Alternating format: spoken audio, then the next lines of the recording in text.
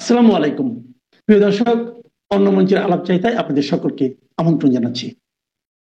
সুপ্রিয় দর্শক শ্রোতা, আসসালামু আলাইকুম। যে যেখানে আছেন ভালো থাকবেন, সেটাই আমার প্রত্যাশা। বাংলাদেশে এখন তিনটি বিষয় নিয়ে বেশ আলোচনা, টক অব দি কান্ট্রি। প্রথম হচ্ছে আইন শৃঙ্খলা পরিস্থিতি বলতে আর কিছুই নেই। দ্বিতীয় হচ্ছে মবের মাধ্যমে সবকিছু আদায় করা চলছে, রাস্তাঘাট বন্ধ করে যার যা দরকার সেটা আদায় করে নিচ্ছে।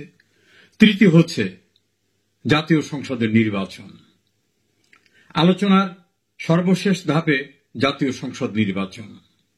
নির্বাচন কি হচ্ছে নাকি ইউনূসের অধীনে নির্বাচন হবে, এটা নিয়েও ব্যাপক আলোচনা চলছে। আমরা সেই বিষয়গুলো একটু খতিয়ে দেখি। অনেকেই বলছেন ডক্টর ইউনূসের পক্ষে কোনোভাবে নির্বাচন ওঠানো সম্ভব না, কেননা তিনি ঢাকার একটি ঘটনাকেই নিয়ন্ত্রণ করতে পারেন না। আইন শৃঙ্খলা পরিস্থিতি এক ঢাকারই নিয়ন্ত্রণ করার ক্ষমতা, যোগ্যতা তার নেই। তাহলে দেশের আইন শৃঙ্খলা পরিস্থিতি কিভাবে নিয়ন্ত্রণ করে তিনি নির্বাচন অনুষ্ঠান করবেন? কাজে এটা তার পক্ষে আদৌ সম্ভব না। তার কথা কি কেউ শুনছে? না, তার কথা কেউই শোনে না।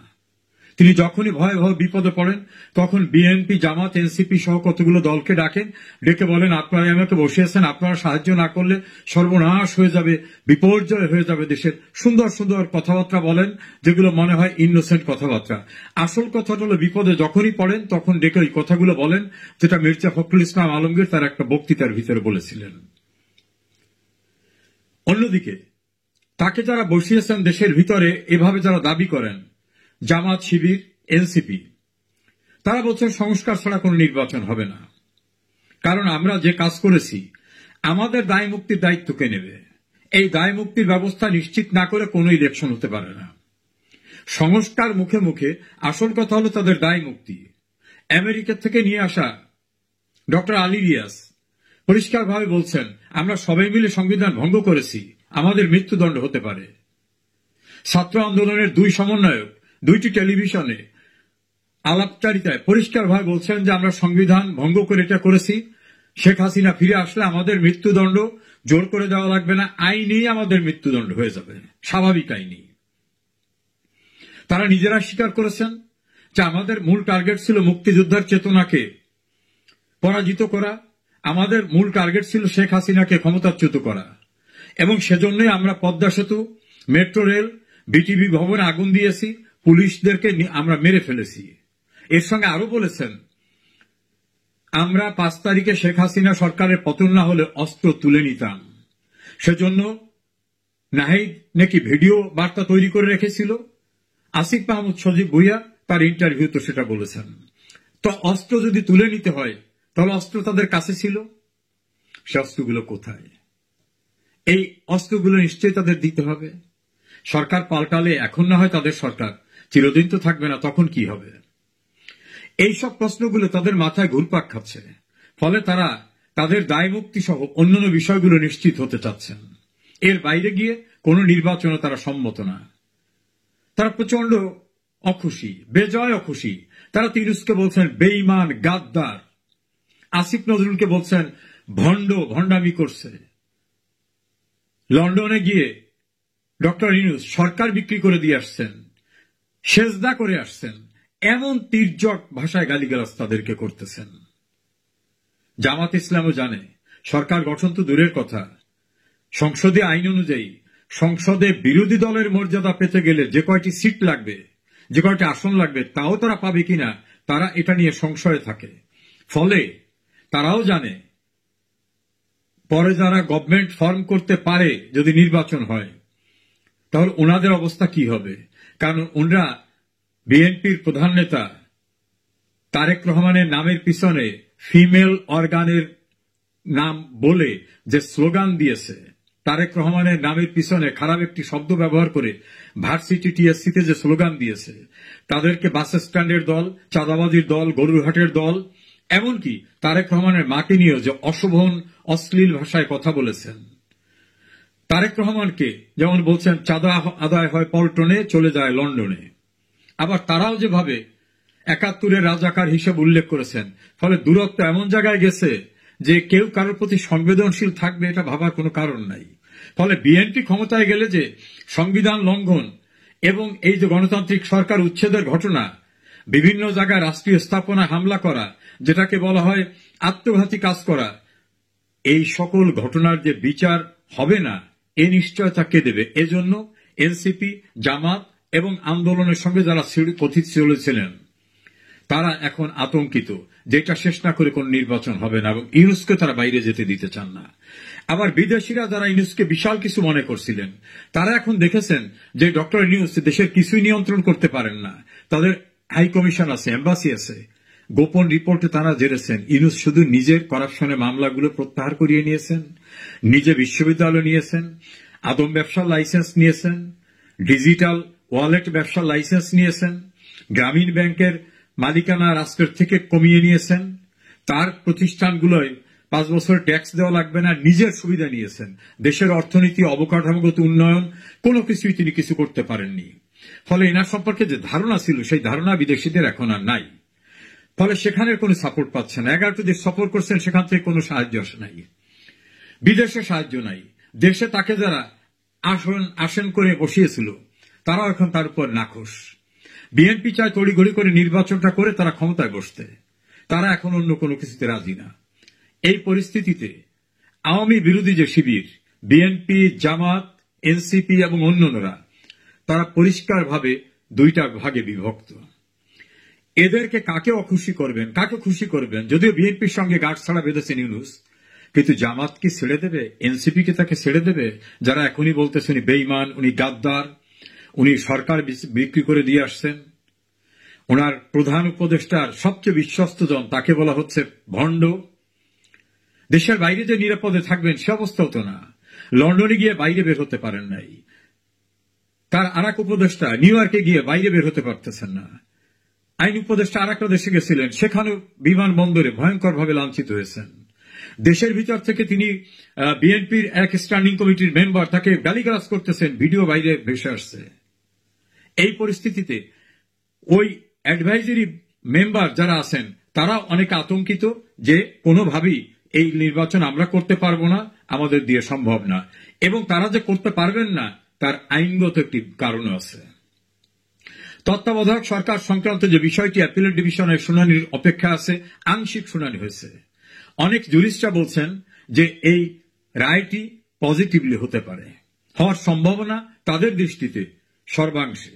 তাই যদি হয় তাহলে তত্ত্বাবধায়ক সরকার ব্যবস্থা ফিরে আসবে। ফিরে আসা মানে হলো আদালতের ভার্ডিক্ট যেদিনই ডিক্লেয়ার হয় সেদিন থেকে সেটা কার্যকর হয়। এটার কোনো রেট্রোস্পেক্টিভ ইফেক্ট বা পরবর্তীতে কোনো ইফেক্ট এর প্রশ্ন ওঠে না।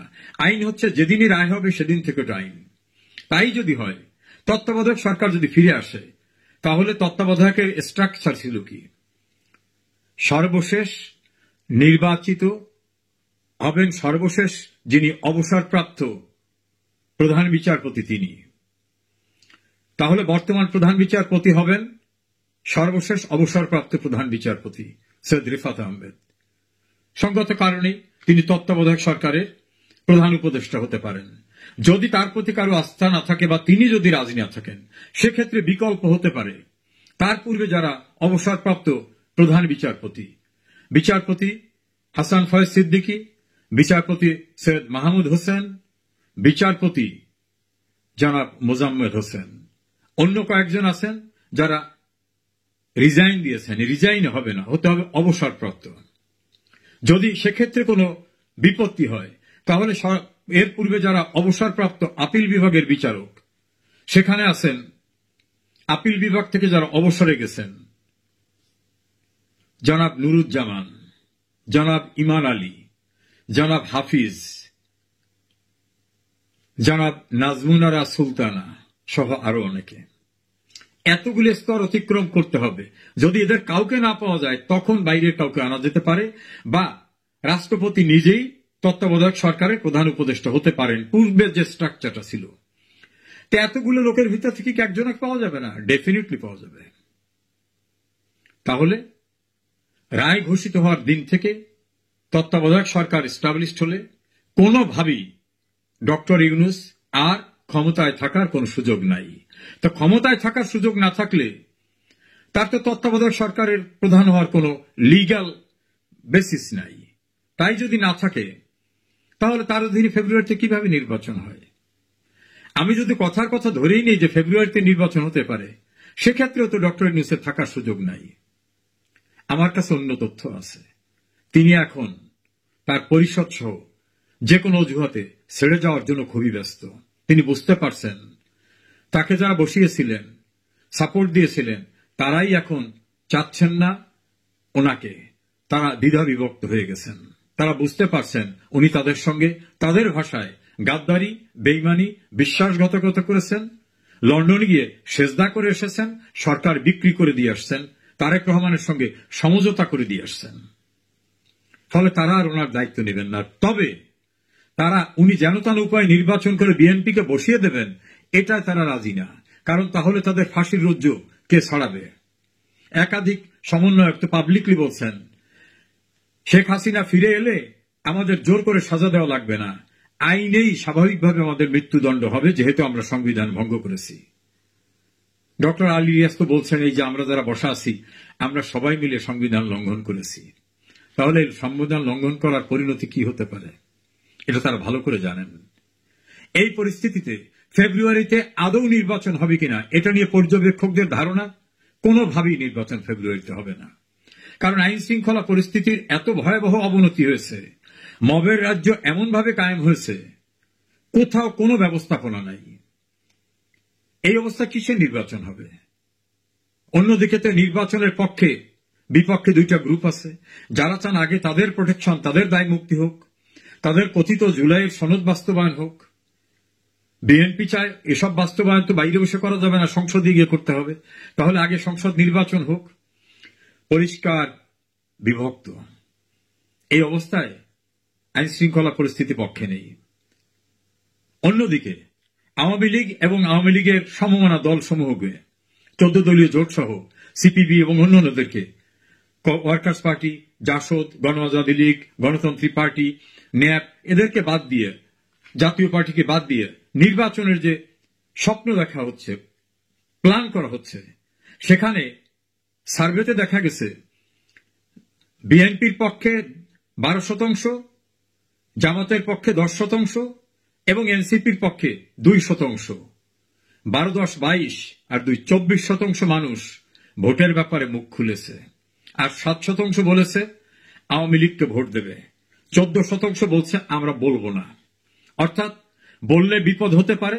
কারণ রাজনৈতিক বিশ্লেষকদের ধারণা যে এরা বিএনপি বা এনসিপি বা জামাত হলে নিশ্চয় বলে ফেলতো, কারণ দেশের পরিস্থিতি যা, তাদের তো তাদের মুখ খুলতে কোনো দ্বিধা থাকার কথা না। তাহলে তারা এমন একটি দল করে যে দলের কথাই স্পষ্টভাবে বললে তাদের বিপদ হতে পারে। তাহলে সেই 14% আর 48% মানুষ বলছে আমরা এখন মনস্থির করিনি। তা 48, 14, 7 এসব মিলালে দেখা যাবে 29% মানুষ ভোটের কথা বলছেন আর 31% মানুষ বাইরে থাকতেছে।